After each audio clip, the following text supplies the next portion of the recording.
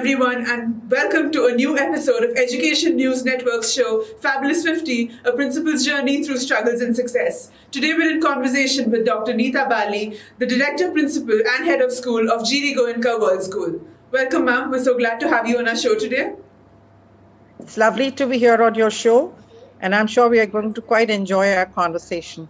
Right, ma'am. I look forward to it. So, ma'am, could you start with telling us a little about yourself as you highlight the early years of your career? Certainly, Nitya. Nitya, I started my career way back in 1983. That's when I finished my post-graduation and a degree in education from University of Delhi at Central Institute of Education. And my first job was with a beautiful school called Martyrdale Convent in Delhi as a teacher of English, and subsequently within 3 years as head of department. And I stayed there for almost 18 years, teaching some very, very fine kids from great families, because those were the days I think people really hankered after good convent schools. The school was run by the Franciscan Missionaries of Mary. So I taught there, and I headed the Department of English for almost 18 years. Subsequently, I joined the APJ group as vice principal, APJ School Noida, which was again a very large school and a great brand to work with.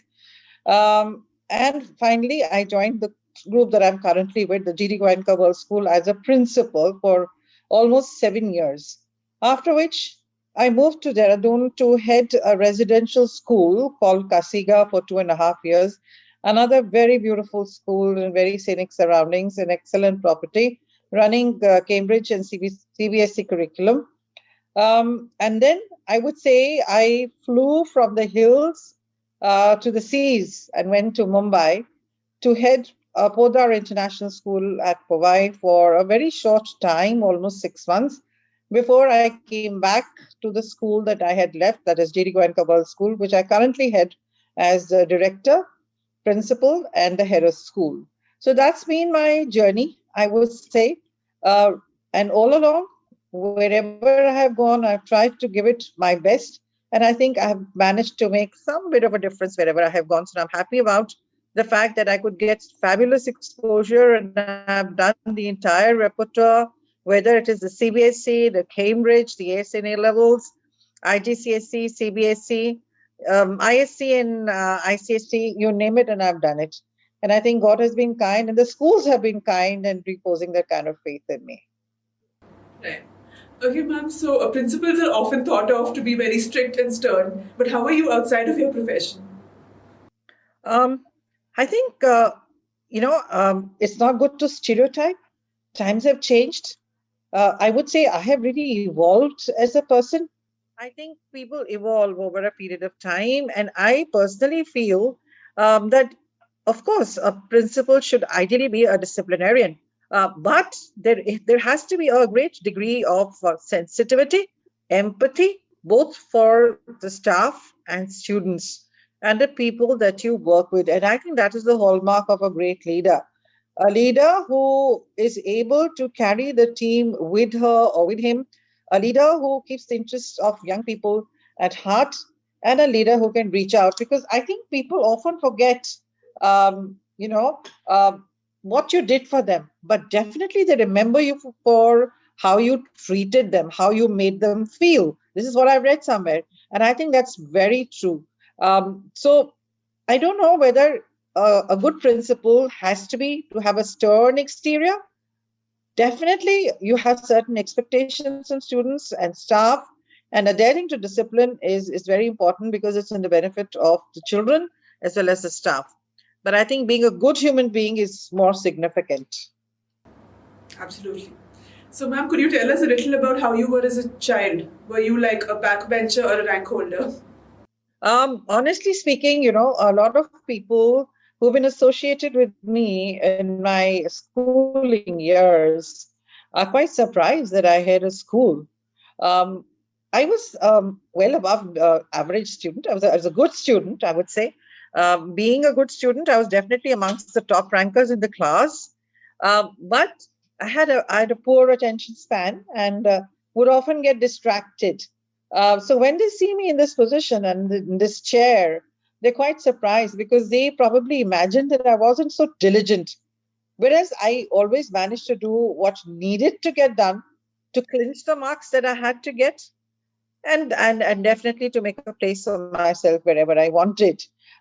So I may have given the impression of being casual, but I never really was.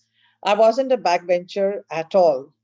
Um, I may not have been right in front, yeah, but maybe the second or third row. All right. But did you ever see yourself growing up to be a principal when you were a child? Well, yes, not a principal, but an administrator. At that point of Okay. time, when came into teaching, I came in very reluctantly because people did not look upon teachers as a creed. That wasn't a profession that was really sought after, and didn't put you in the top rung. And strangely, when I had a conversation with a set of students that I was teaching in IIC and asked them how many of them wanted to be teachers, nobody put out their hand. And that was so disappointing. And then somebody got up and said, you know why? Because it's a very middle class profession. Well, that was back then in 83 and 84.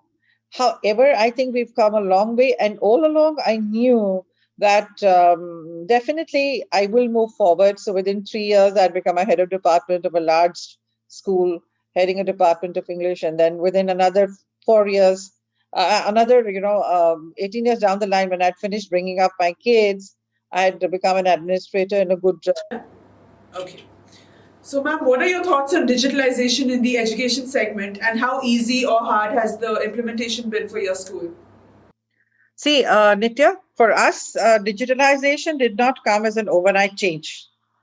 Right. The reason being this, that we teach the international curriculum, and technology in education and technology for education is a done deal for us. So most of our children, particularly the older students, always carry their laptops to school. Nobody carries bulky and heavy books to school. A lot of academic transaction happens online. So it didn't come as a surprise to us. It wasn't, and it didn't shake us up, so to say. But yes, there were teachers who probably were using, of course, we were using a lot of face-to-face teaching and chalk and talk. That, in any case, was completely weeded out during this interim. Um, so now I think people have gotten so used to technology. Our people took to technology like fish to water. I think the transformation was very, very smooth. Of course, there were a few challenges because not every family will have too many devices. You may have 2 and 3 students in a family, but you may not have that many number of devices. So I think parents may have been grappling with that, but I think everyone picked up the threads very, very quickly. And we really haven't had much trouble with transition. And I would also say this came as a blessing in disguise because those who resisted technology have taken to it as well because they know that technology is now indispensable. Technology is here to stay, and there is no way we can wish it away. So everybody has gotten used to it, and I think we have reached a point of no return. We are bound to use a hybrid model where we're using technology in consonance with face-to-face teaching, and I think technology will only go to enrich the teaching further. So we really haven't faced any challenges per se. Of course, initially, a little bit of training was needed for some staff, but I think we have been able to go over that quite smoothly. So for us, it's really been a huge step forward. I'm happy that more and more teachers and students are using technology. Okay. Ma'am, what were some of the shortcomings you faced in education, especially during the pandemic, and how did you overcome them? Yeah. The shortcomings are one, the personal connect between the students and teachers was lost. And that spawned a whole lot of psychological problems. Our teachers are not just teachers of various subjects, they're also mentors, they're guides. So in a classroom, when you have a personal connect with teacher, you get a lot of emotional support from them. Having said that, when you're not able to meet them in person, I think it affects the children. Children's regimen was broken. There is a certain regimen that children follow. And when that regimen is broken, because this regimen gives them a sense of direction, It gives them a sense of security. Gearing up for school, preparing your bag in the night, gearing up for school in the morning, meeting with your peers. So I think that the children were the most hard hit socially because they've been cloistered in their homes. Unfortunately, they've been cloistered in their homes with little human contact with their peers and their teachers. And I think that was the biggest challenge because some children have definitely shown symptoms of anxiety, and our counselors have been busy throughout trying to help these children. So I feel that was a challenge that a lot of parents faced, and they shared this challenge with us, and we've tried to do the best that we can, mobilizing our counselors, our special educators, our teachers, who we requested to be mentors. I myself have spoken to a lot of families and children and tried to counsel them because they need to understand that the pandemic is not just it is a worldwide with it. And also, I think they need to build resilience. So, our effort has been to educate the parents on how to help the children build resilience. Not merely counsel the children, also counsel the parents, hold workshops for them, tell them how to get their children to accept the situation, the new normal, so to say, and learn to live with it and develop the quality of resilience and tenacity. So that definitely was a challenge. So, on that note, we're going to take a short break, but don't go anywhere because we're still in conversation with Dr. Neeta Bali. Does your college offer the best courses in engineering or MBA along with top-notch infrastructure and facilities? Then it's time to step forward. Education Today presents the Next Gen Higher Education Admission Fair 2021, a virtual expo that will help you grab the limelight while students look out for admissions. Come highlight the prospects of your institute and tell them how you stand out from the rest. So we're back after a short break, and we're still in conversation with Dr. Neeta Bali, the Director, Principal and Head of School of GD Goenka World School. So ma'am, could you tell us about some of the challenges and hurdles that you faced while dealing with teachers and parents during the pandemic, and also maintaining a balance between teachers and the other support staff at your campus? Yes, that's a very, very pertinent question to ask.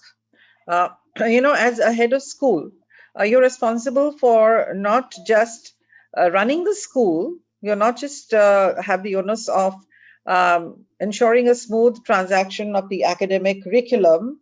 I think your role goes much beyond that. One that I thought was the emotional, downturn, how exhausted teachers have felt teaching from morning to afternoon and sometimes even in the evening, because I think the screen fatigue hit them hard and it wreaked havoc with their nerves because you would always have parents in the background hovering around, trying to find out, trying to give suggestions. But our parents have been very supportive because they realize the challenges that the teachers are facing, very quickly realized the challenges that our teachers are facing, and showed great empathy and love for our teachers. And of course, I'm really, really touched deeply by the appreciation that has come to us in the forms of mails, phone calls from our parents who have spoken very highly of how did we not merely transact the curriculum beautifully, we also managed to very effectively do all the calendar, execute all the calendared activities and do much more. In fact, during the pandemic, children were able to do much more, in terms of post-scholastic activities. They hosted a fabulous international MUN. For the first time, the school hosted a huge TEDx event, which was completely student-driven. So I think, and they did it all with great aplomb. They hosted a Silver Fiesta, an inter-school literary festival, a film critiquing festival, and all this is student-driven. So I think our whole deal was to give the students an opportunity. And parents realized that children were getting a lot of opportunities and they were hankering after these opportunities because they were not able to meet their peers and their teachers. Whatever they got, they just lapped it up. So parents have been very appreciative. Of course, there are parents who have taken huge salary cuts. There are parents whose businesses have been very badly affected. we have tried to reach out to those parents and try and help them as best as we can by giving need-based concessions, by allowing staggered payments. In whatever way we could, we tried to help out these parents. The challenges were there, but we managed to kind of tide over them, I would say. Managed. All right, ma'am. And ma'am, what are some of the safety measures at your campus for the educators and children? See, we have very, very clearly laid out policy for safety protocols. That is one. Uh, a lot of our students are now in the middle of their Cambridge exams, and very smoothly we are able to conduct the exams. One, of course, we are very, very clear about social distancing, students wearing masks. There is a disinfectant tunnel that children have to come to. Any visitor who comes to the school has to pass through a disinfecting tunnel. Um, so as soon as they come in, their temperature is checked using a temperature gun. We check to see that they're wearing their mask. There are sanitizers, bottles of sanitizers placed all over, dispensers with sanitizers all over, with no touch sanitizers. So children immediately are supposed to sanitize their hands. We ask children to carry, of course, every child and every visitor who comes to the school has to be wearing a mask. Then we ensure that there is enough social distancing. Children have been educated about it, teachers have been educated about it. The visitors, particularly if children come in for exams, they're supposed to bring in a COVID negative report, because we do not want anyone infected. Even during exam, we have ensured that the number of students in a classroom are very, very few, and they're few and far apart. So all safety protocols are being taken care of. Once the classrooms are used, always are used. Banisters, hallways, classrooms, anything which is frequently touched is sanitized every single day. So we are taking utmost care, and we are educating our children to be that much more vigilant. But let me also tell you that children themselves have been definitely, trained to take care of themselves also by the parents. And we do not allow, the moment we feel that, we tell the parents that they must behave like responsible parents, that even for an examination, that's not the be all and end all. An exam can be deferred to another session, but safety first. So all parents have been told about the safety protocols, and we are very, very vigilant from our end. We are extremely vigilant where staff and students are concerned. And we do not allow too much intermingling. Neither do we unnecessarily meet anyone in person. So I think that has gone a long way in ensuring that this is so far a completely COVID-free campus. So, ma'am, in the course of your journey as an educator, who have your pillars of support been? Um, Nitya, I would say, as a professional, I'm a completely self-made professional. But definitely, when I started my journey as a teacher and expressed my desire to become an administrator, I would say the first person to come forward and support me was my husband, who always stood by me, respecting my ambition to move out from my comfort zone. And not just that, uh, willingness to relocate to new places so that I could grow. So, first, I think it was my husband who supported my ambition to grow as a professional. Second, I would say my children, who made a lot of adjustments as I moved from a teaching position to an administrative position, which definitely required a lot of time and dedication, um, particularly during their growing years. Fortunately for me, my two kids, there is a generational gap between them, so to say. The older child, who's a girl, pitched in and helped to look after the younger child. And all three of them completely understood that for me, my career is of paramount importance. So I would give the entire credit for my growth to these three people: my husband, Pawan, my daughter Samiksha, and my son Porush. And of course, the managements that I have worked with, I would particularly in this regard, all managements that I have worked with, whether it was the management of Mater Dei School or it was the APJ group, um, very particularly the GD Goenka group, the chairman, Mr. A.K. Goenka, the vice chairperson, Mrs. Renu Goenka, the managing director, Mr. Nipun Goenka, they have reposed great faith in me, great faith. And I'm so grateful to them for having reposed that kind of faith in me.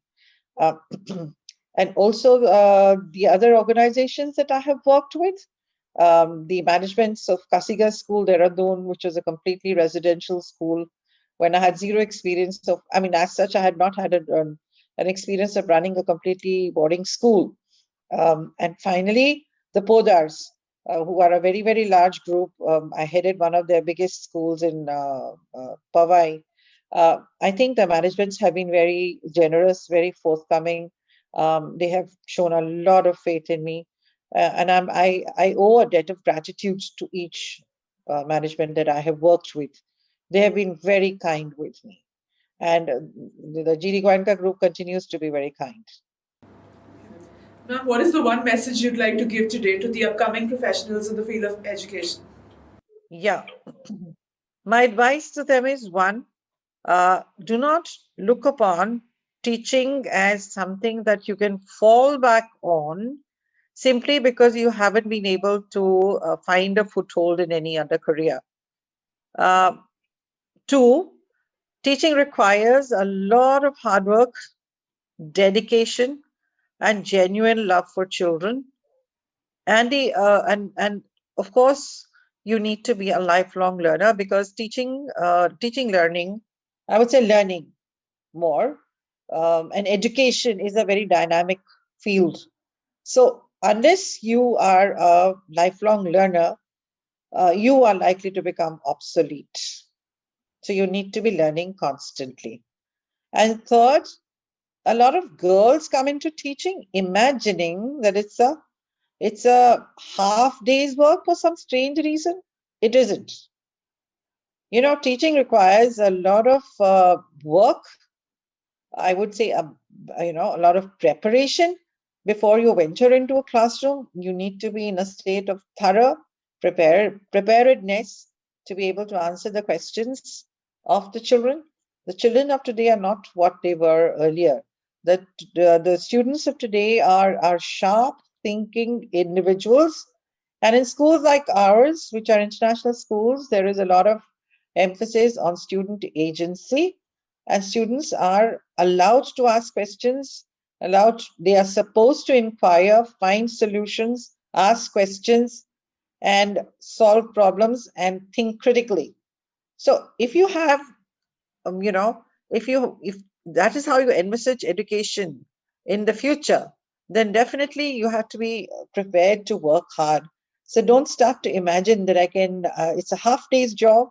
It's okay, I'm not the main breadwinner of the family, my husband is one, and therefore I can take on this job and add to the family kitty. That's not how it works. And today teachers are well paid. They are well paid, so they're equally the breadwinners in a family along with their husbands. So please take teaching seriously. Come into it only if you think that this is a profession worth its while. Do not teach it as as a second grade. It is not a second grade profession.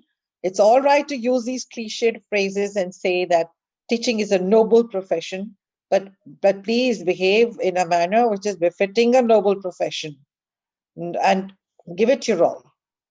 So this is, take it with sincerity, integrity, and seriousness. Thank you, ma'am. Thanks a lot for giving us your time today. It was great talking to you. Thank you, Nitya.